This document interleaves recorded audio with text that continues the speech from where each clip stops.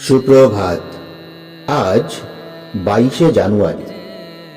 আজকের দিনে আমাদের প্রধান চিন্তা হোক, তোমার হৃদয় সতত তাহার চরণলগ্ন হইয়া থাকুক এবং বাহ্যিক পরিবর্তন যাহাই হোক, অন্তর যেন তোমার অবিচলিত থাকে।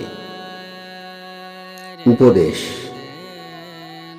প্রতিবন্ধক বিনা কোনো মহৎ কাজই সুসম্পন্ন বা সার্থক হয় না। সকল অবস্থায় আমরা আদর্শকে দৃঢ়ভাবে ধরিয়া থাকিব, বিশেষত যখন বিফলতা, অবসাদ, ভুল বোঝাবুঝি বা অযথা সমালোচনা আমাদের সম্মুখে আসিবে। এইভাবেই আমরা আমাদের গভীর আধ্যাত্মিক শক্তি এবং ইষ্টের প্রতি গভীর অনুরাগ প্রকাশ করি। শ্রী ভগবানই সর্বদা সহায় হইয়া আমাদের শক্তি দান করিবেন।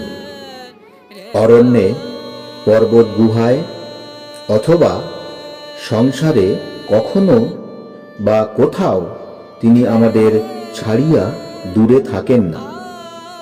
তিনি যে আছেন এ সত্য যখন আমরা অনুভব করি, তখন সকল সন্দেহ, ভয়, নিজেদের ভুল ত্রুটি হইতে আমরা মুক্ত হই।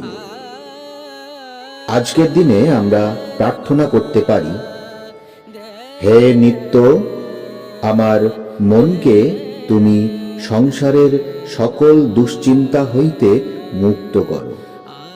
তোমার কৃপায় মন আমার এমন পবিত্র প্রেমে পরিপূর্ণ হউক যে সে হইবে তোমার যোগ্য পূজার বেদী।